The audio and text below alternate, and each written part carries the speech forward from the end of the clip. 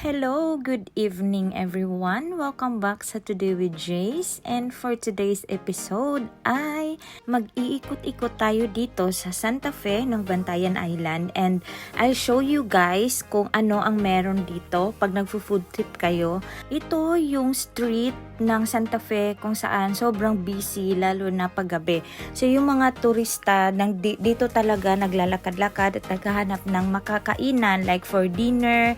Maraming mapagpipilian dito guys, but usually it's more on seafoods talaga yung mga pagkain dito, although ayan, meron naman ding mga ganyan, mga usual na mga food trips natin, and expect na lang talaga na marami kayong masasalubong ng mga turista ganyan, kasi syempre mga naghahanap din ng makakainan yan.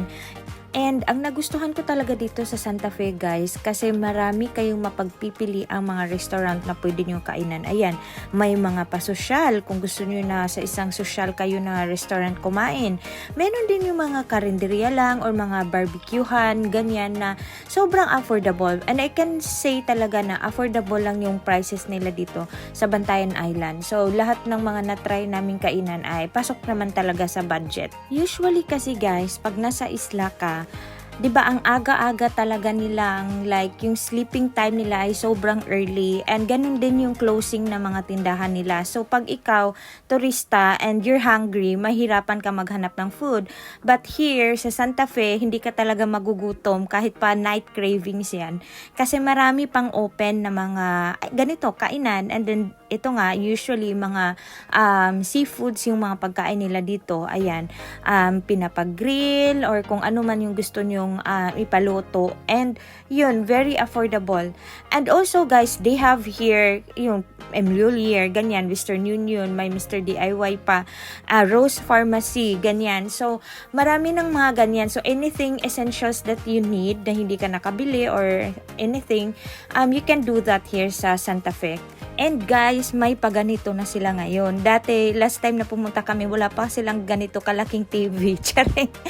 So, parang part of their, yung sa tourist, ayan, pinopromote nila yung mga tourist spots nila dito. May malaking TV. Located siya sa pinaka-entrance talaga ng Santa Fe Food Park. Ayan. Okay, tara guys, let's look for a coffee shop kasi gusto ko na magkape. Isla Sugba. Ito yung favorite restaurant namin guys pag nandito kami sa Bantayan Island.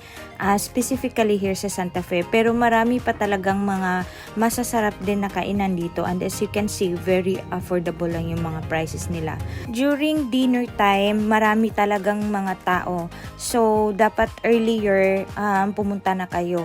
But right now, let's go. Pasok muna tayo sa loob kasi coffee naman yung sadya natin. And may coffee shop dito na gusto naming subukan kasi hindi pa namin to na-try. Pero maraming mga coffee shops dito guys. Hindi kayo mahihirapang maghanap. Anyway, thank you so much everyone sa pag-aabang at pag-watch nyo ng mga Bantayan Island vlogs ko. I think this would be the last, pero I'll have more pa, so I hope you still watch out for that vlogs, and thank you! Saranghe!